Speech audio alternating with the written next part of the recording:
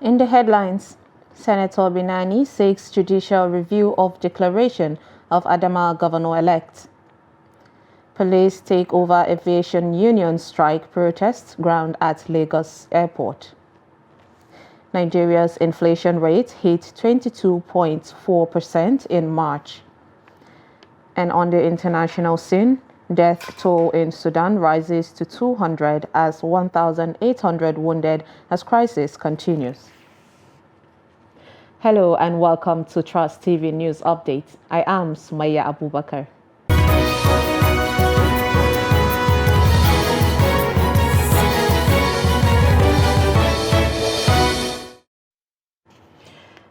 Welcome back. Thank you for joining us, of course. We start with politics. Candidate of the All Progressive Congress, Senator Aisha Binani, has filed an ex parte motion before the Federal High Court, Abuja, seeking the leave of the court for a judicial review of the administrative decision of INEC on 16th April in respect to her declaration as winner of the Adamawa State governorship election. The senator is also praying for an order of the court prohibiting INEC and its agent from taking any steps towards the declaration of the winner of the election pending the determination of her application for judicial review. In the grounds under which the application is brought, the senator stated that after the collation of results, INEC, which she sued as the first respondent, declared her as the winner of the elections, but the People's Democratic Party and its candidate, Governor Amadou Fintiri, who was sued as the second and third respondent, resorted to fighting and causing a public disturbance, which led to the beating and manhandling of the INEC staff. This crisis, she says, led INEC to cancel the initial declaration, which it had no power to do, as only the Election Petition Tribunal is vested with such powers. By cancelling her declaration, Senator Binani contends that INEC usurped the powers of the Election Petition Tribunal, which is the only court vested with powers on a declaration from the conduct of an election. Members and supporters of the All Progressive Congress have celebrated what they described as the victory of their party in the Adamawa supplementary elections. On the other hand, members of the People's Democratic Party have called on the INEC to resume collation of results and follows due process to announce the rightful result of the supplementary polls. Salisu Lawan captured the mood of the both parties and filed in this report.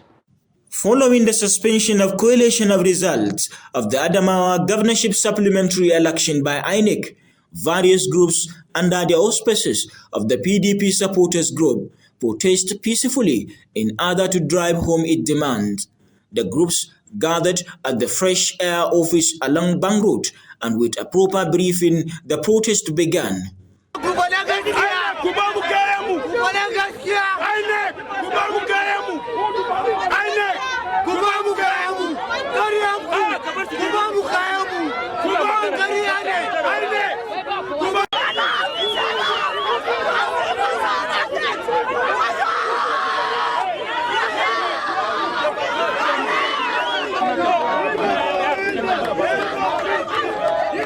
It was a long walk to the INEC office where the State Coalition Center is situated. Deputy Director of the PDP Governorship Campaign Council, who doubles as the leader of the delegation, Felix Tangome, led the process. He expressed disappointment of the PDP over recent developments. What you are seeing here is not only PDP, there are other parties that are involved. What Adamawa people are demanding is that they want the coalition to continue as INEC has directed, so that there will be peace in Adamawa State. Because people are not happy, people are disappointed with Hoodoo and those in support of Hoodoo. Our worry is that while Hoodoo was perpetuating this illegal action, those that are supposed to enforce the law were sitting there with him, and they could do nothing about it. It is shameful, it is illegal, it is a treason, it is condemnable, and these people should be sanctioned and accordingly prosecuted. Despite the nullification of results and suspension of coalition by the INEC headquarters, the APC enthusiasts also celebrated what they deemed was a victory. To celebrate the victory of our gubernatorial candidate, which was announced by INEC. So we have come here to thank our people, the people of Yola North, for supporting APC and supporting our candidate, the winner of the gubernatorial candidate, Senator Binani, for all their support. But the drama has moved beyond Adamawa, and all eyes are on the headquarters of the Independent National Electoral Commission to see what develops. The twist to the story is the court case filed by APC candidate Senator Aisha Binani. Silas Lawan, Trust TV News, Yola. Apart from the main actors identified that all contributed to the drama in Adamawa State, there are others that played roles behind the scene. For instance, who were those responsible for the INEC National Commissioner who monitored the elections in the state? What are the legal implications to all actors caught in the web of events in this report? Kainde Amodu speaks to Emmanuel Njoku, Director, Democracy and Governance, Connected Development Code, in an attempt to tease an answer to this question. The reports. The drama coming out of Adamawa State shows the high-stake nature of politics in the state.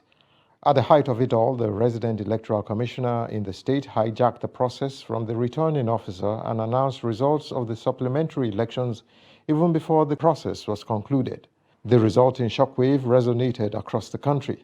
In a bid to do damage control, INEC suspended the resident electoral commissioner and asked him to stay away from its premises. But is this enough to repair the damage done to the electoral umpire's image? The controversial rec who has been asked to stay away from the conduct of suspended exercise, I think is a step in the right direction from INEC. I mean, in previous elections before now, I never knew that INEC even have the powers to suspend, their recs. This is the first time we are seeing this, as we saw in the February 25th elections.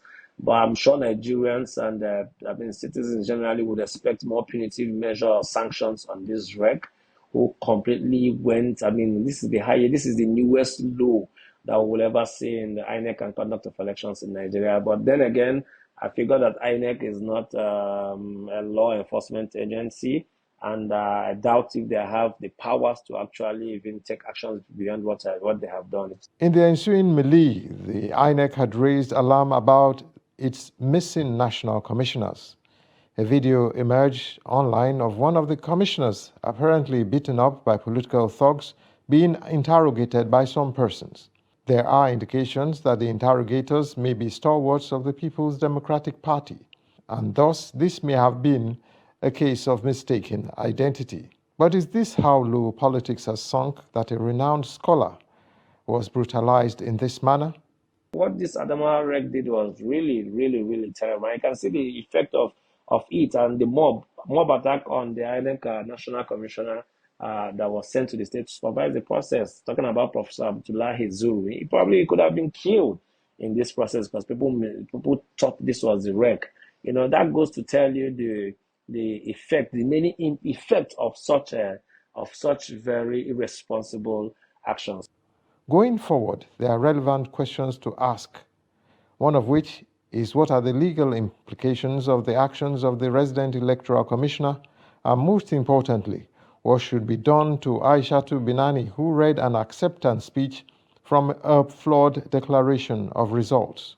I don't think there's any legal implication of INEC suspending the collation process. INEC voided the declaration by the rec, which was wrong, but that does not mean that INEC voided the ongoing collation. They simply suspended the collation and asked every person to come to Abuja. I understand that about 10 local governments had already been collated at that time.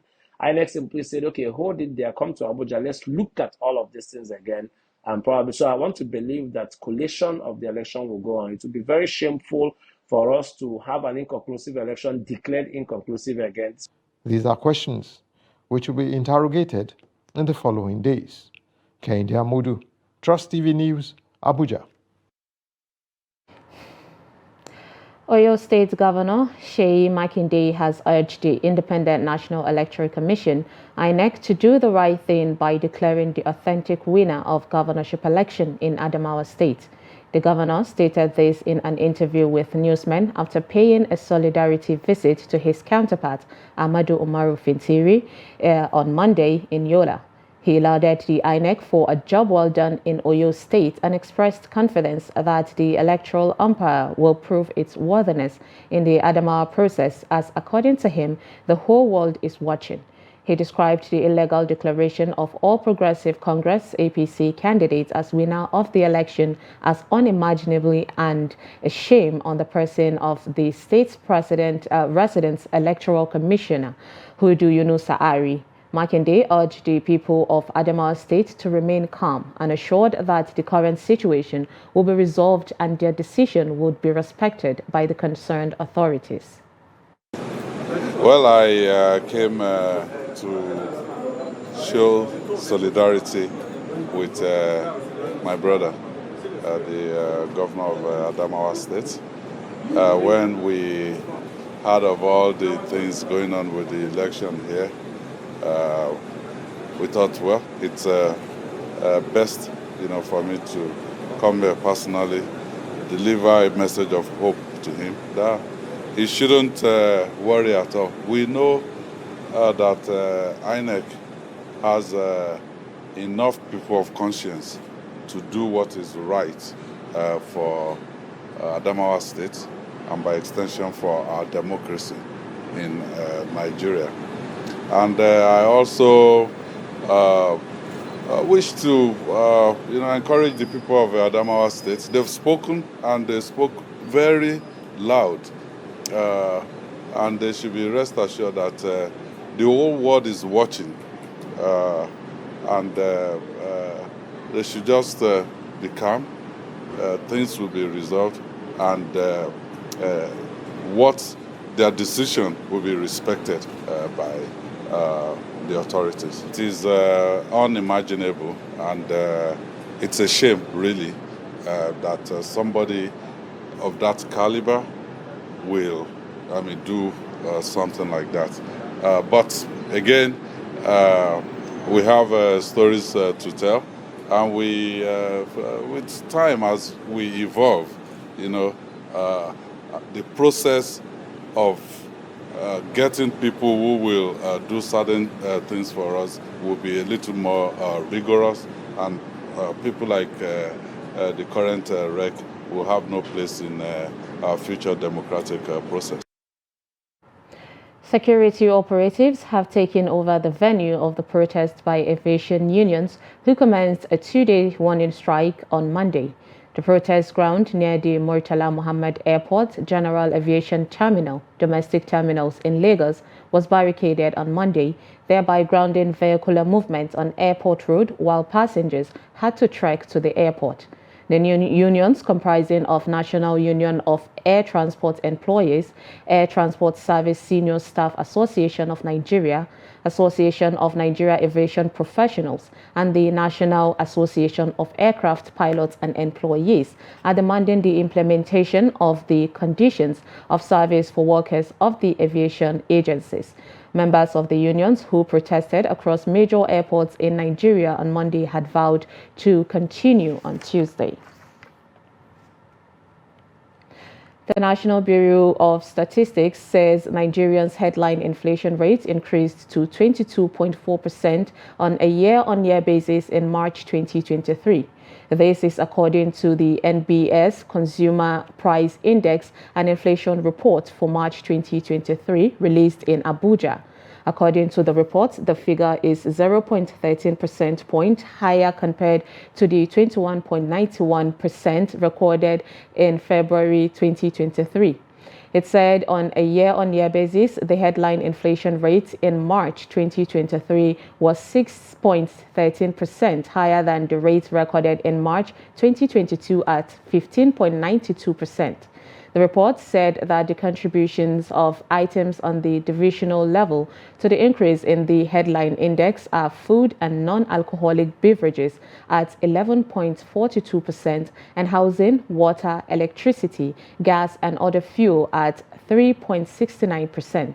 Others are clothing and footwear at 0.69%, transport at 1.43%, furnishes and household equipment and maintenance at 1.11%, and education at 0.87%, and health at 0.66%. In the spirit of the ongoing Muslim Ramadan fast, some Muslim youth in Benin City, the Edo State capital, over the weekend visited one of the cemeteries in the state to pray for the dead. Nafisa Bello files the report. Imam Salim Abdul Salam, admonishing the youth who took time out to visit one of the Muslim cemeteries in Benin City. He educated them on the essence of visiting the graves as well as its benefits, describing it as a coherent and permanent resting abode for all Muslims. Bore the child for some periods, and eventually she is to deliver this child. So it is coming to the world is through a particular channel that has so remained up till now, even when things continue to evolve in our world. Leaving this world as well is something that will remain as it has always been, naturally, no matter the evolution and changes we may see in our world. Speaking at the end of the visitation, some of them shared their gains and take-home messages from the spiritual exercise. The visit we came to do is a reflection. The purpose is to come and reflect on the Ramadan, to also reflect the purpose of creation.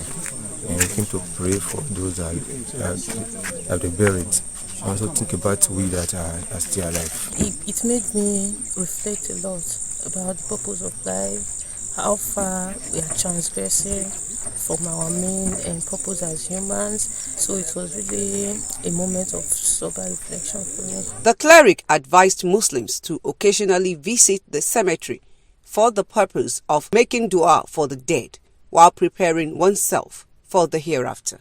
Nafisa Bello, Trust TV News, Benin. You're watching news updates on Trust TV. Coming up, we'll bring you Muslim faithfuls share lessons and impact of Ramadan during Holy Month. Details on this and more stories after the break. Stay with us. Good morning, Nigeria. Year after year, they have informed, educated, and entertained us. When you needed information, knowledge, or an escape. From generation to generation, the Nigerian broadcasting industry has worked tirelessly to serve you. And now, this service will finally be recognized. Come May 17th this year, broadcasters all over Nigeria will gather at a hotel and suites for the maiden edition of the Nigerian Broadcasting Awards, an award ceremony set to reward hard work and excellence in the broadcast media. Voting starts on 20th April and ends on 4th May 2023. Visit www.tnbawards.ng to vote now. They've served and they're still serving. It's time we say thank you. This award is organized by the Broadcasting Organizations of Nigeria, Bonn.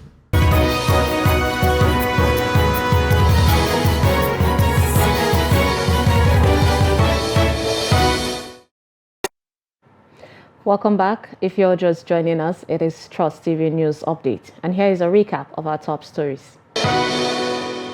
We brought you Senator Binani seeks judicial review of declaration as Adamawa governor-elect.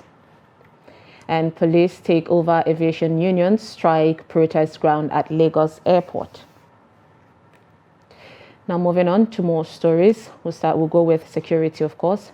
The death toll from Saturday's night's bandit attack at Runji village in Zango Kataf local government area of Kaduna State has risen to dozens, with many injured.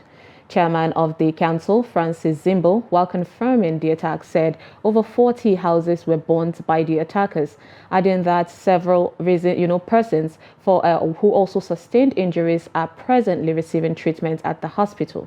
Zimbo confirmed this when 33 victims of the attack were given a mass burial amidst tears by relatives and members of the community who gathered to witness the funeral service. The report. They are depressed and shocked by the attack by terrorists that led to the killing of some members of the communities.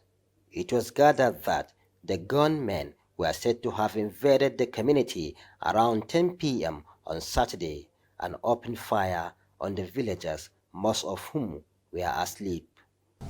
10:30 p.m. in the night, we just heard gunshots everywhere. They were well armed, came in different directions to attack the community, burning our houses. We now run and hide in the bush. The number of people that were attacked yesterday is 33. We just run, we don't know where we are heading to by then. And I run away together with my mother and kill my children and also my wife, brother.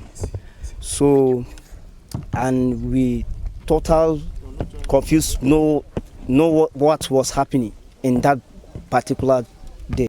The chairman of Zangon Kataf local government area, Francis Hani, said the communities in the area are living in fear and call on the authorities to do more to secure the lives and property of the people. So there was nobody that was arrested. They came in and killed people and then went away. So this is one too many. How long will this continue to go on? What moves are you making? And what do you think is the way? Well, what can we do apart from talking to ourselves to remain calm, not to take the law into our hands? But I don't know that if you complain on a particular thing for more than 5 times, at least. Earlier, the Kaduna State Commissioner for Internal Security and Home Affairs, Samuel Arwan, in a statement confirming the attacks, said several lives were lost, adding that troops who had in fierce encounter with the attackers are still in the general area. The police public relations officer of the Kaduna State Police Command, Mohammed Jalinge, when contacted, said the command is still gathering facts regarding the ugly incidents. Bello Musa, Trust TV News, Kaduna. So sad. Almsgiving is the sign of kindness which Muslim Ummah should emulate after the holy month of, to enable them reap abundant blessing. Kabir Lawal spoke with some faithful on the impact of the fasting on their lives as well as the lessons learned during the holy month. The report. On the streets of Abuja, some faithful who spoke to Trust TV News expressed readiness to change for the better as a result of the lessons learned during the holy month. They further explained that the holy month has also positively impacted their daily lives through behavioral and attitudinal changes. Especially when it comes to Laylatul Qadr period, the last 10 days, where you need to give to the poor. Towards the last 10 days, when Eid al-Fitr will be coming, we must give Zakat al-Fitr. What is the days of Zakat al-Fitr? It comes within these last 10 days. Zakat al-Fitr is just to keep everybody happy to end the Ramadan. But how will a poor man be happy when he doesn't have what to eat on a Saturday? So now the Zakat al-Fitr will be given to make them too happy. And you should give what is common, the common food, staple food among the location you find yourself. Faithfuls also told Trust TV News that the lessons learned transcend abstinence from eating and drinking to every sphere of their lives. In fact, Ramadan itself is a kind of learning curve. Allah intentionally wants the rich and the poor to have an equilibrium of feel. The people that have money, they have all the riches, they may not know how the poor feels. So favoring them or assisting them may not be real. They won't have the feel. But fasting by the rich and the poor is to Allah and the same feeling. So if you know how you feel as a rich man, you will pity your lieutenants, the poor ones, how they feel during their lifetime when they don't have. Women were not left behind as they told Trust TV that the month has actually taught them how to forgive without hindrance. I learned to be good to everybody, whether Muslim or any other person. That's what Ramadan has really taught us, and to be a good Muslim all the time. Even after the Ramadan, we should still emulate the good aspects of the teachings. I've learned to be closer to Allah, to drop all the sins you have started with, and to leave all of them behind. Then I've learned that you can be the best of yourself. I urge you all to pray for your 5 times daily prayer, read your holy book, read your hadiths, and move closer to Allah. Alhamdulillah, Alhamdulillah, Alhamdulillah, Rabbil Alameen. To witness today, this 27th of Ramadan, we always, in Abuja branch, it has been our tradition that every 27th of Ramadan, we celebrate the night of majesty. We believe that this particular day, is a blessed day that all Muslim Ummah have always looked unto. And in the Quran, they said the last 10 days of the Ramadan and the odd days, which today happen to be one of the odd nights. For Muslim Ummah, it has been a most rewarding period to have participated in the Ramadan fast, which ends in just a matter of days. Kabir Lawal, Trust TV News, Abuja. And lastly, from the international scene, fighting between the army and paramilitaries in Sudan has killed around 200 people and wounded 1,800, damaging hospitals and hampering aid after days of urban warfare. A weeks-long power struggle exploded into deadly violence on Saturday between the forces of 2 generals who seized power in a 2021 coup. Sudan's Army Chief Abdel Fattah al-Burhan and his deputy Mohammed Hamdan Daglo, who commands the Parliamentary Rapid Support Forces. Analysts say the fighting in the capital of the chronically unstable country is unprecedented and could be prolonged, despite regional and global calls for a ceasefire as diplomats mobilize. The European Union's ambassador to Sudan was attacked in his home in Khartoum on Monday, the bloc's top diplomat Josep Borrell said. Battles have taken place throughout the vast country and there are fear of regional spillover. The conflict has seen airstrikes, artillery, and heavy gunfire. Those compelled to venture out face queues for bread and petrol at outlets which are not shuttered. Residents are also dealing with power outages. Terrified residents of the capital are sending the last and the holiest days of Ramadan, watching from their windows as tank rolls through the streets, building shakes, and smoke from fires triggered by the fighting hangs in the air. And with that, we've come to the end of Trust TV News Update. Do not forget to follow us across all our social media platforms. I am Sumaya Abubakar. Thanks for watching.